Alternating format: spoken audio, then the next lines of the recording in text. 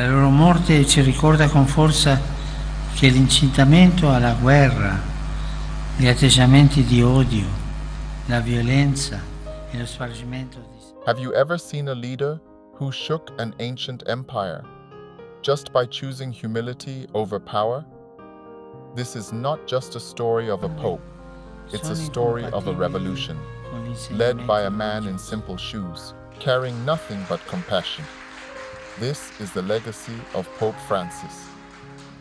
Born Jorge Mario Bergoglio in the bustling streets of Buenos Aires, Argentina, young Francis wasn't raised among kings and scholars. He scrubbed floors, worked as a lab technician, lived through illness, and almost gave up on life itself. But somewhere in the middle of all that ordinary struggle, destiny was planting a seed. A leader was being shaped, not by privilege, but by pain and resilience. Fast forward to 2013. The world watched, jaws dropping, as the Catholic Church elected a pope from Latin America, the first ever Jesuit pope. And then he made his first move. He refused the golden papal throne. He refused the silk robes. He refused the luxury apartment. Instead, he chose a simple white robe, a humble guest house, and a message that rang louder than any cathedral bell. I am one of you. The church wasn't ready for him. The world wasn't ready for him. But oh, how they needed him.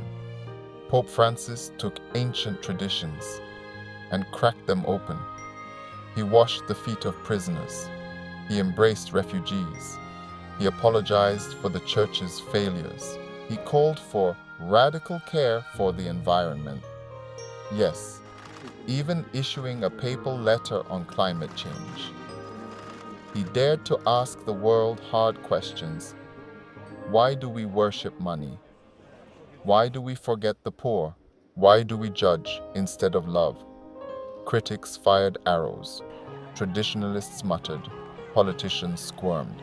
But millions felt a hope they hadn't known in decades. Someday, when the bells of St. Peter's Basilica toll in mourning and the world says goodbye to Pope Francis, it won't just be the end of a papacy.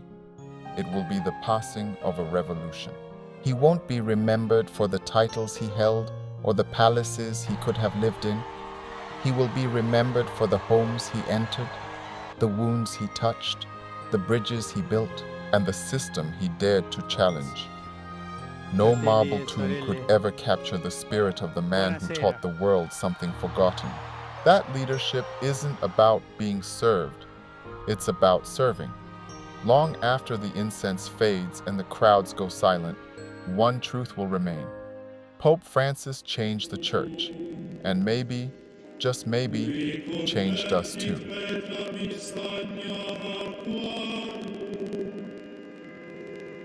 Et spiritem in fontes aquae.